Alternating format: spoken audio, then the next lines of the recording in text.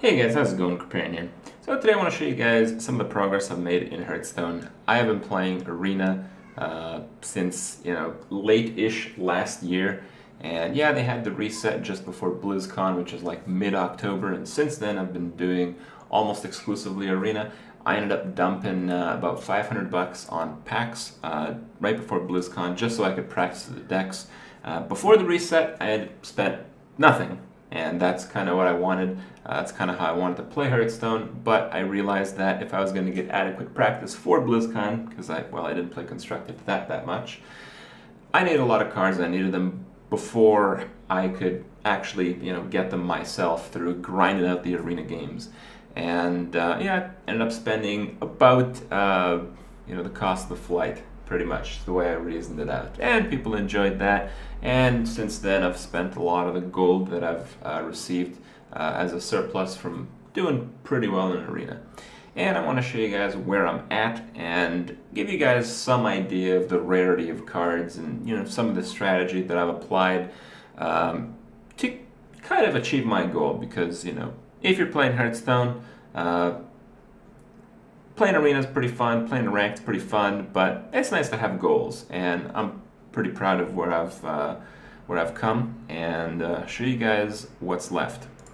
So go by quest log. You see I just have a few levels left on Hunter and several on Mage. This should probably take just a few days of just grinding out Arena. I ended up leveling just about all the classes almost exclusively through Arena, and you could tell based on the total play wins and the total Arena wins. You have to keep in mind that one win in Arena actually takes longer than one win in play mode. And that's because, well, you got to set up the deck, and you're pretty much always playing, one of the players are pretty much always playing a control deck. And on top of that, if you really want to just cruise through some wins, you can build aggro. You're more familiar with the cards, your opponent's more familiar with the cards, and just moves by a little bit quicker. So, 3,400 wins in Arena. Pretty slow stuff. I had about 2,000 before the reset, so, I've gone through it. And, yeah, there is some inefficiency. I've had to play some matches with level 60 classes in Arena lately, just because, all but two are level 60. So, on average, because I skipped out on Mage, because I skipped out on classes that I hated, like Hunter and Warrior, if you play it evenly, if you kind of manage it a little bit better than I do, you'd probably get a lot of the results that I have achieved just by going 60 on all classes in Arena. So in terms of the cards that I have, keeping in mind I spent like 500 bucks on packs, which is quite a bit. But if you take your time, if you really put your mind to Arena, I'm sure you could do a little better than I do.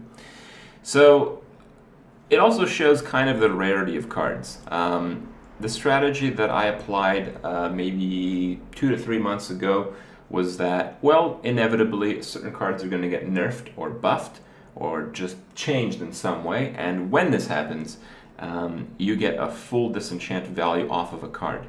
And this is pretty important to know. Right now, this doesn't really apply to any type of cards, but eventually it will. And I can give you guys an example. I don't know, let's say Eye for an Eye gets really buffed, and I don't know how many of them, but I have at least 9. And when a card gets buffed or nerfed, the disenchant value becomes the enchant value. So, I get, oh man, another 350 or so, and I disenchant all of them, and I will disenchant all of them because they're very easy to get. In the end, it's very difficult to get foil legendaries. I have a few. I have like Deathwing, and I crafted like a Ysera or something. I think I got a Tyrion in one of the packs. I think I got like Harrison Jones, I think. I don't know. I have a few. And these type of cards are extremely rare. The idea is that if I can disenchant something for the same value that I can enchant it later, in the meantime of getting the rest of the foil cards through packs, I have a pretty decent chance to get it again. And when I get it again, I'm not going to be able to disenchant it for quite as much. So don't disenchant your cards if you really want to collect cards and you really want to go in the long end, because if you want to save your dust in the disenchant part of the game, right to the point where you can add it up and see just how much dust you need to make a full gold collection, or maybe have a little bit of a less ambitious goal of having a full golden deck, well, you can kind of sum that up. And until that point, there's really no point in disenchanting anything unless you get the super nerfed or buffed or changed value that you sometimes end up getting. Also, on a side note, it's pretty interesting stuff. I suppose you can get some idea of the rarity. When I started collecting these things, I had pretty much all the cards already. And you can see kind of distribution of legendaries, of epic cards, of rares and commons in a pretty sizable samples from my extras here. So, you know, I have about, you know, 3.5 times, let's just say 3 times more commons than I do rares. I have 4 times more rares than I do epics. And the legendaries, because the sample size isn't the best, I have about, you know, let's say 6 times as many epics as I do legendaries. So legendaries are pretty rare, but you know, you can't craft them, and that's kind of the idea of the game. You get the dust from disenchanting, but you also get it by just doing arena. And if you do enough of it, if you don't really like the play mode and just want to have some cool cards, you want to have, you know, some kind of collection, some kind of goal like I do, well, yeah, you can get there.